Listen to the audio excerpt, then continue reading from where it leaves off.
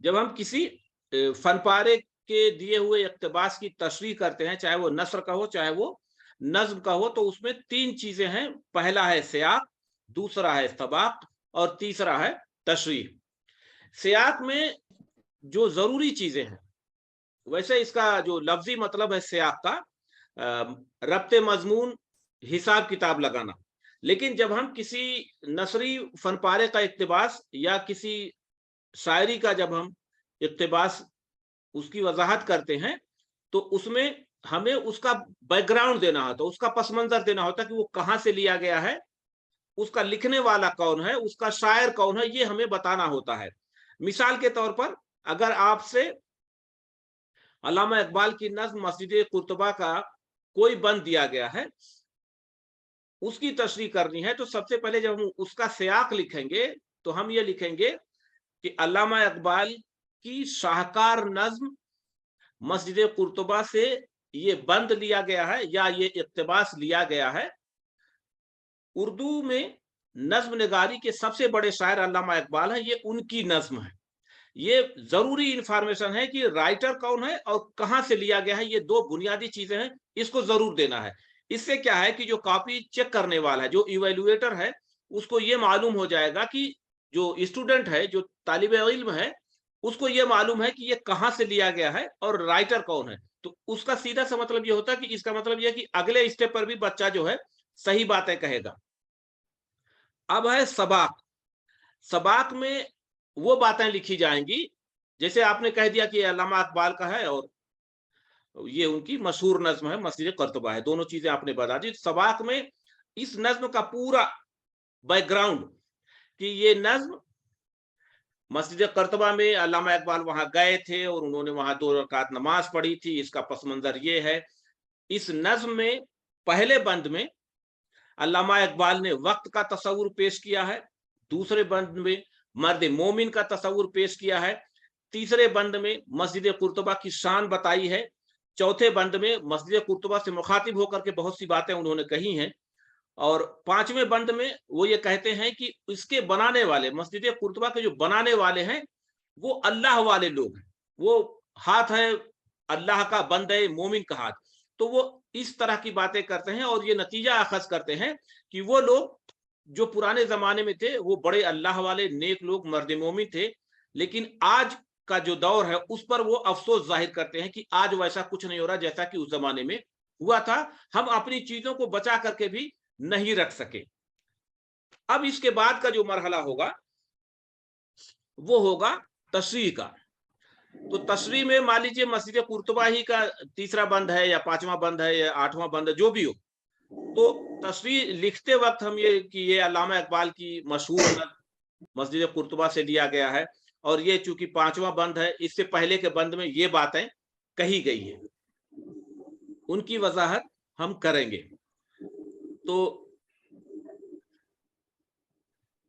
अब ये है सियाको सबाक के बारे में थोड़ा सा कि अंग्रेजी में जिस तरह से हम हमें सिखाया जाता है वो 10th में 12th में कि हम प्रोज हो चाहे पोएट्री हो तो उसमें रेफरेंस है, फिर कॉन्टेक्स्ट है, फिर एक्सप्लेनेशन लिखते हैं।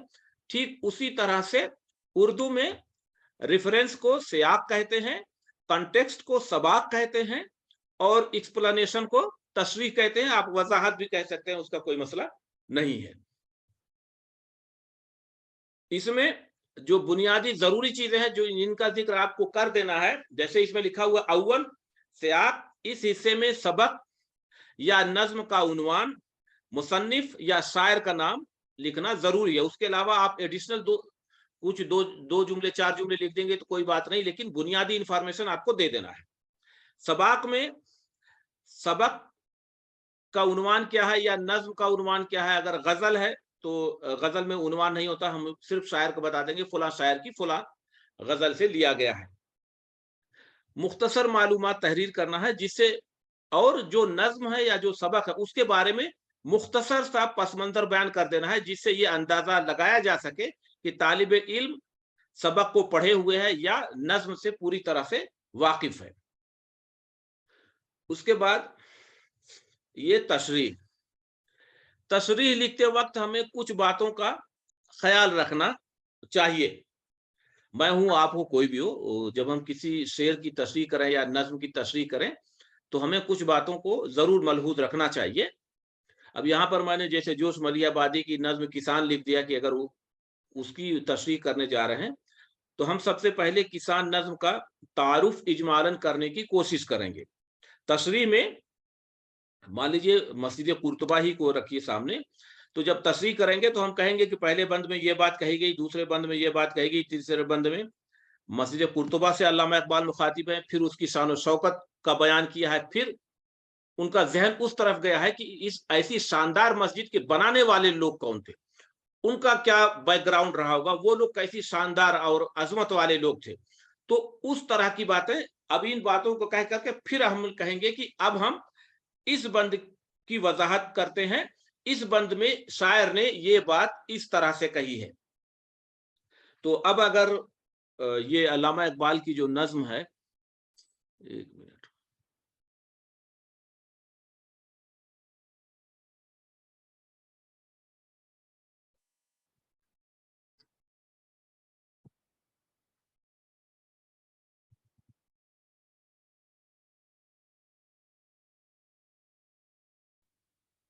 अब यहाँ पर मान लीजिए इस अल्लामा इकबाल की नज्म मस्जिद कुर्तुबा का तीसरा बंद है। तो अगर हमें तीसरे बंद की तशरीह करनी है तो पहले दो बंद के बारे में लिख देंगे कि पहले बंद में वक्त का तस्वुर पेश किया है और ये कहा है कि वक्त एक ऐसी चीज है जो हमेशा चलता रहता है, वो रुकने वाला नहीं है, और इस चलते हुए वक्त पर जो चीजें मर्द मोमिन के जरिए कायम की जाती हैं वो कायम रहती हैं, बाकी चीजें फानी हैं, मिटने वाली हैं।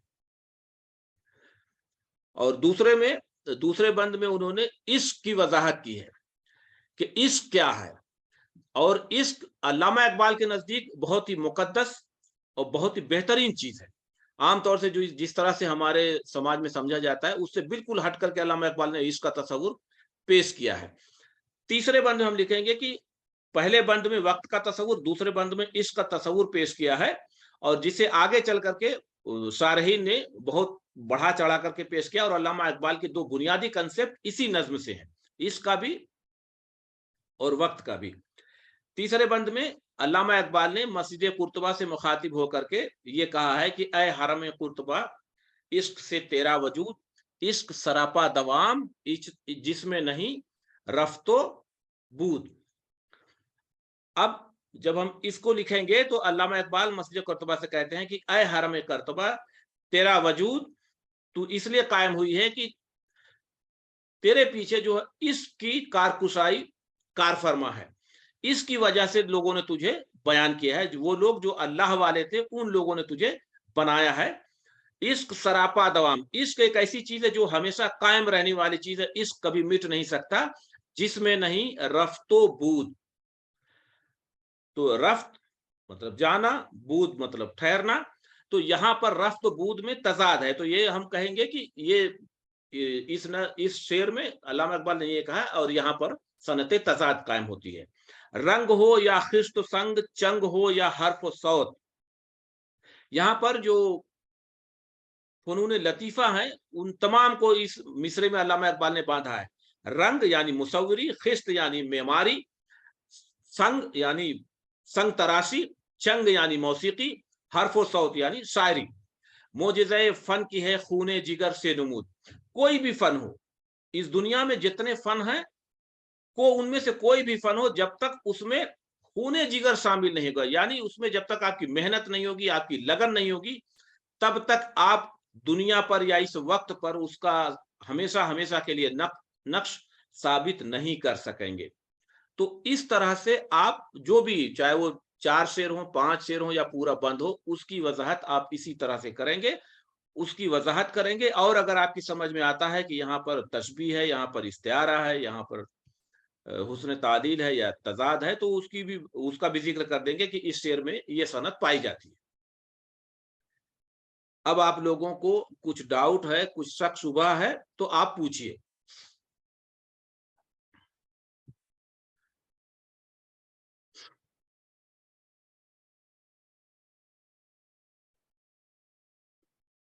किसी को कोई भी सवाल पूछना है तो इस सिलसिले में पूछे। दूसरी बात यह है कि आपका जो सवालनामा है, जो नया पैटर्न है, आखिरी तीसरे हिस्से में 10-10 नंबर के 3 सवाल करने हैं।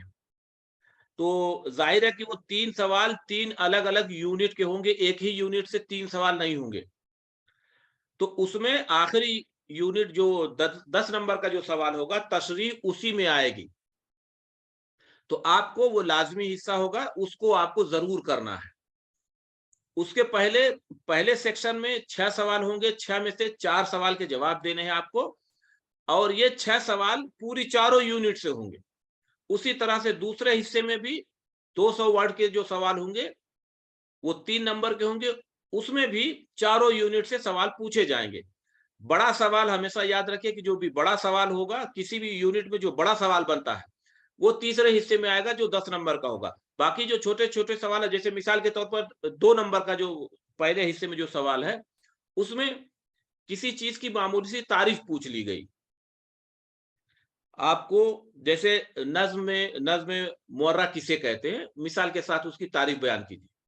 ये 2 नंबर का सवाल है, आप लिख दीजिए कि नज़्म मुअर्रा उसे कहते हैं जिसमें तमाम मिसरे बराबर होते हैं। इसके मशहूर शायर अख्तरुल इमान हैं, और मिसाल के तौर पर एक लड़का से 2-3 मिसरे अगर आपको याद है, लिख दीजिए, आपका हो गया 2 नंबर। तो इसी तरह से उसमें छोटे-छोटे सवाल पूछे जाएँगे, बड़ा सवाल तीसरे हिस्से में होगा। मेरा ख़्याल है जो नए पैटर्न से जो आप लोग घबरा रहे थे, उसका मसला भी हल हो गया होगा। अब आपको कुछ पूछना है तो पूछो। अपने आप को अनम्यूट करना पहले, वीडियो ऑन करना, फिर पूछना।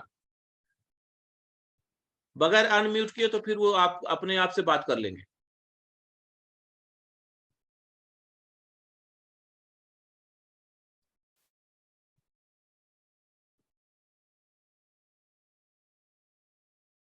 किसी को कुछ भी नहीं पूछना है तो फिर हम बंद करेंगे, मैं चाय पीऊँगा फिर।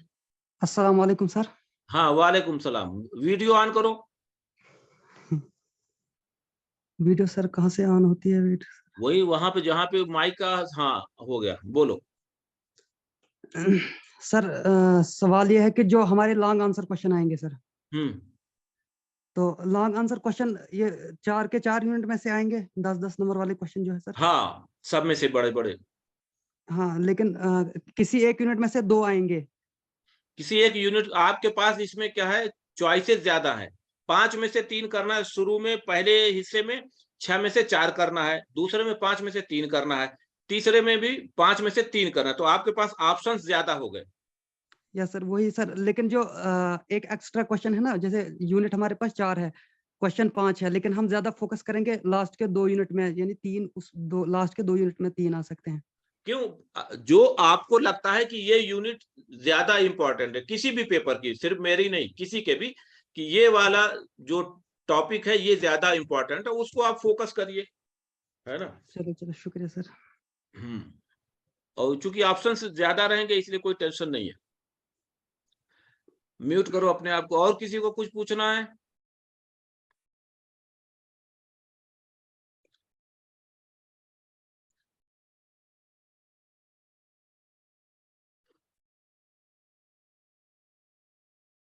अगर किसी का कोई सवाल नहीं है तो फिर हम इसको यहीं पर एंड करेंगे। ठीक है?